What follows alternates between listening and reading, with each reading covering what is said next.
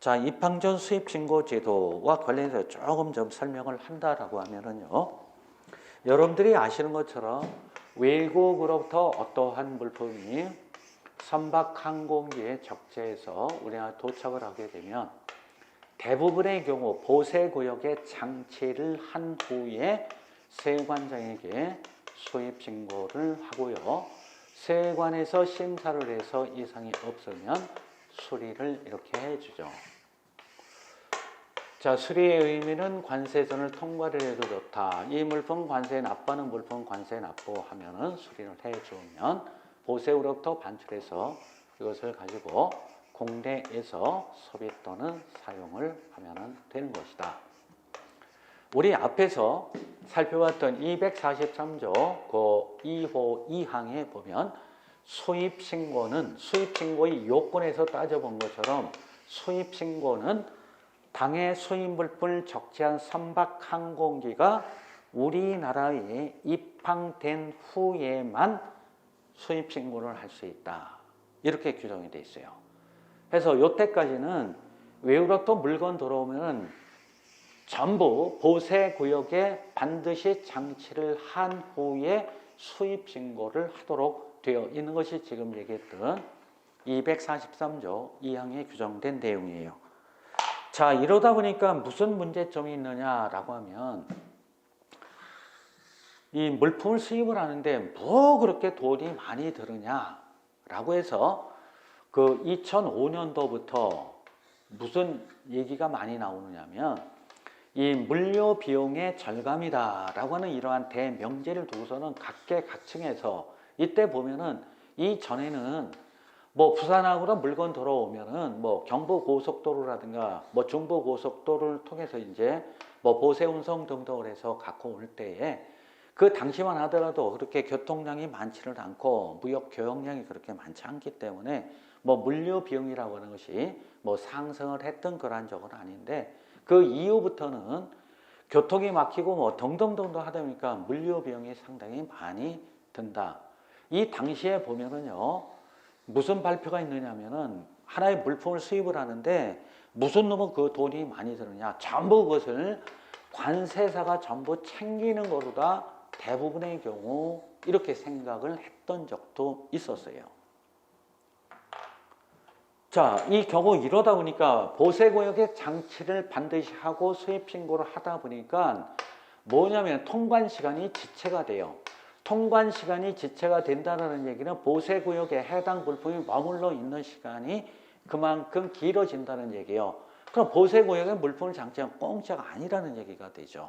그러다 물류 비용이 이제 상승을 하고 또한 두 번째의 경우는 신속하게 통관을 할 수 있는 그런 문제점이 있어서 지금 우리 살펴보려고 하는 244조의 입항전 수입신고 제도를 도입을 한 거예요. 자, 입항전 수입신고 제도가 도입이 됨에 따라서 고시상으로 수입신고의 시기는 4가지로 해서 첫 번째 출항전 수입신고라고 하는 것이 있고요. 두 번째 입항전 수입신고라고 하는 것이 있고요. 세 번째 보세구역 도착전 수입신고라고 하는 것이 있고요. 네 번째는 전형적인 보세구역 장치 후 수입신고라고 하는 4가지의 수입신고의 시기가 그래서 탄생을 하게 된 거예요. 이 4가지 방법 중에서 그 화주가 선택을 하면 되는 거예요.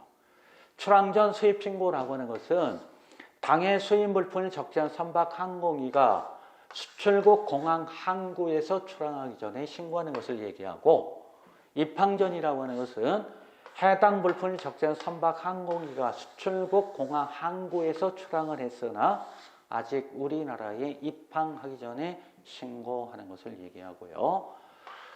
보세구역 도착전이라고 하는 것은 해당 물품을 적재한 선박 항공기가 우리나라에 입항하였으나 아직 해당 물품이 보세구역에 도착하기 전에 신고하는 것을 얘기하고, 보세구역 장치 후 수입신고라고 하는 것은 전형적인 방법이에요.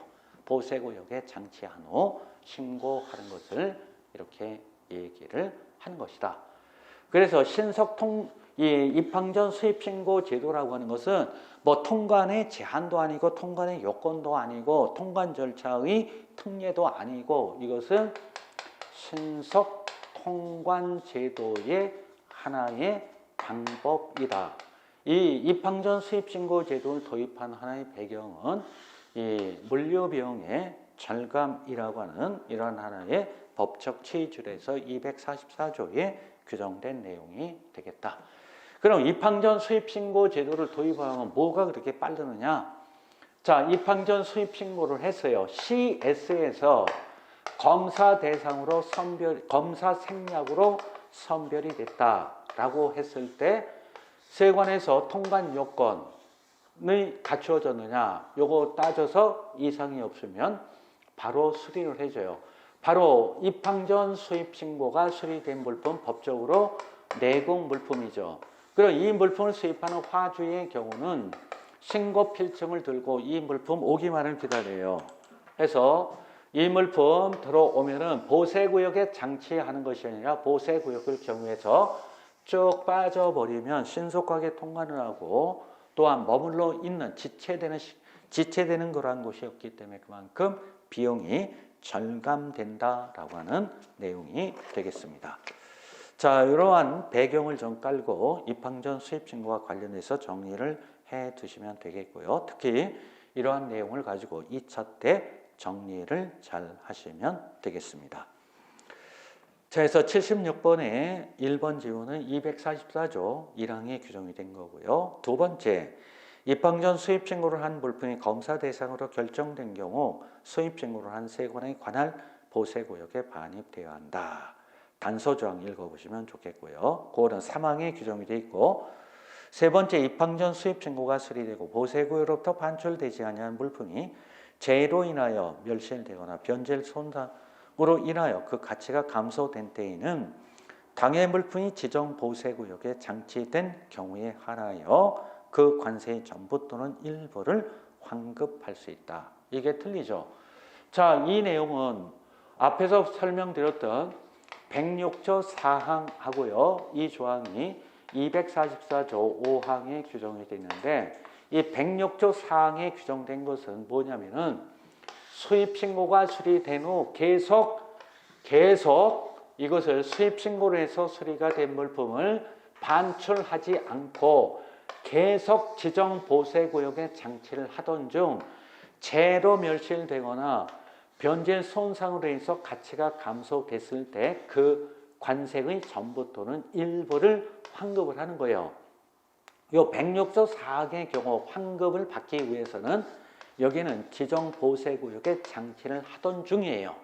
그런데 244조 5항에 있는 이 부분은 뭐냐면은 여기는 입항전 수입신고가 수리되고 보세구역으로부터 반출되지 아니한 물품이 재로 인해서 멸실되거나 변질 또는 손상으로 그 가치가 떨어졌을 때에는 지정 보세구역 장치 여부와 관계없이 지정 보세구역인 지정장치장에 장치되어도 관계없고 특허 보세구역인 보세창고에 장치를 해도 관계가 없다라고 하는 내용이 되겠습니다.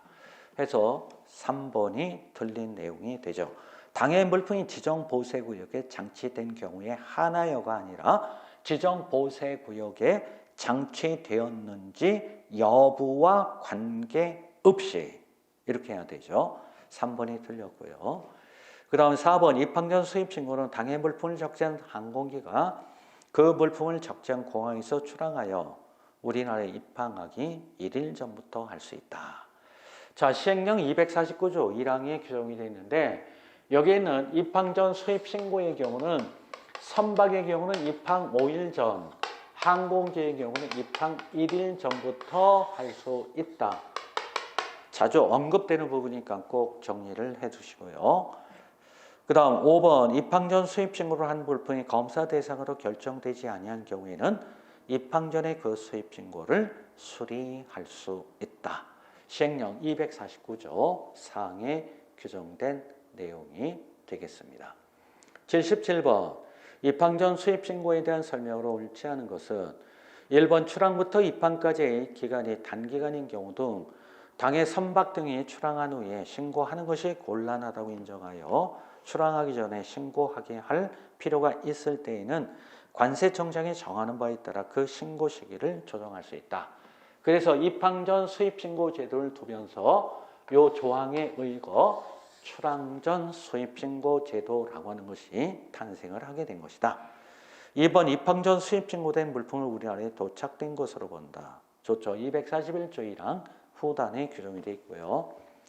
세 번째, 세율이 인상되거나 새로운 수입 요건을 갖추도록 요구하는 법령이 적용되거나 적용될 예정인 물품에 대하여도 입항 전 수입 신고를 할 수 있다. 이게 틀리죠. 시행령 249조 3항에 보면 입항 전 수입 신고 배제 물품 두 가지가 규정이 되어 있어요. 그 두 가지에 해당이 되는 경우는 그 해당 선박 등이 우리나라에 도착된 후에 수입 신고를 할 수 있다. 그것을 입항 전 수입 신고 배제 물품이라고 해서 입항 전 수입 신고 배제 물품 두 가지에 해당이 된 경우는 출항 전 입항 전 수입 신고를 하지 못하고 해당 수입 물품이 적재한 선박 항공기가 우리나라에 도착된 이후, 그러니까 그 결국은 보세구역 도착 전 보세구역 장치 후 수입 신고 두 가지에 의해서 할 수 있다라는 얘기가 되는 것이죠. 자, 그래서 3번이 틀린 내용이죠. 입항 전 수입 신고를 할 수 있다가 아니라 없다. 이거 말고 하나를 더 정리해야 되죠. 수입 신고하는 때와 우리나라에 도착하는 때의 물품의 성질과 수량이 달라지는 물품으로서 관세청장이 정하는 물품, 요 두 가지의 경우는 입항 전 수입 신고의 배제 물품이라고 하는 것이다. 꼭 정리하세요. 그 다음에 네 번째, 검사 대상으로 결정되지 않은 물품 입항 전의 수입 신고를 수리할 수 있다. 앞에서 봤고요. 그 다음 5번 질문도 앞에서 했던 거니까 생략을 하도록 하겠습니다. 78번, 입항 전 수입 신고 및 신고된 물품에 관한 설명으로 옳지 않은 것은 1번, 검사 대상으로 결정되지 아니한 물품은 입항 전에 그 수입 신고를 수리할 수 없다가 아니라 있다. 1번이 틀렸고요. 2번 지문, 그 다음에 3번 지문, 그 다음 2번, 3번 지문 앞에서 봤고요. 네 번째 지문, 검사 대상으로 결정된 물품은 수입 신고를 한 세관에 관할 보세구역에 반입되어야 하지만 세관이 적재 상태에서 검사가 가능하다고 인정하는 물품은 해당 물품을 적재 선박 항공기에서 검사할 수 있다. 좋죠. 244조 3항에 규정이 되어 있고요. 다섯 번째, 입항 전 수입 신고된 물품이 통관 절차 등에 관한 필요한 사항은 관세청장이 정한다. 즉 관세청고시로 규정을 한다라고 하는 내용이 되겠고요. 79번, 관세법상 신고 시의 제출 서류에 관한 내용 중 옳지 않은 것은 245조에 보면 신고 시 제출 서류 규정이 되어 있죠. 1번, 수출 수입 또는 반송의 신고를 하는 자는 과세가격 결정 자료 외에 대통령령으로 정하는 서류를 제출해야 한다. 245조 1항에 규정이 되어 있고요. 두 번째, 대통령령으로 정하는 서류는 선화증권 4번, 항공화물 운송장 4번, 원산증명서 및 기타 참고 서류를 말한다. 시행령 250조 1항에 규정이 되어 있고요.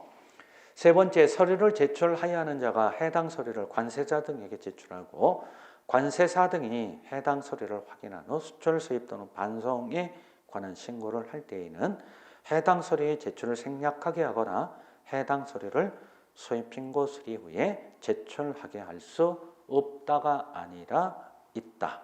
245조 2항에 규정이 되어 있고요. 3번이 옳지 않은 내용이 되겠습니다. 나머지 4번하고 5번 지문은 한번 쭉 참고해 두시면 좋겠고요. 그 다음 80번, 관세법상 물품의 검사에 대한 설명으로 옳지 않은 것은 1번, 세관 공무는 수출, 수입 또는 반송하고자 하는 물품에 대하여 검사할 수 있다. 246조 1항에 규정이 되어 있고요. 두 번째, 관세청장은 검사의 효율을 거두기 위하여 검사 대상 등등 필요한 기준을 정할 수 있다. 요 관세청장이에요. 주어 세관장이 아니라 관세청장이다.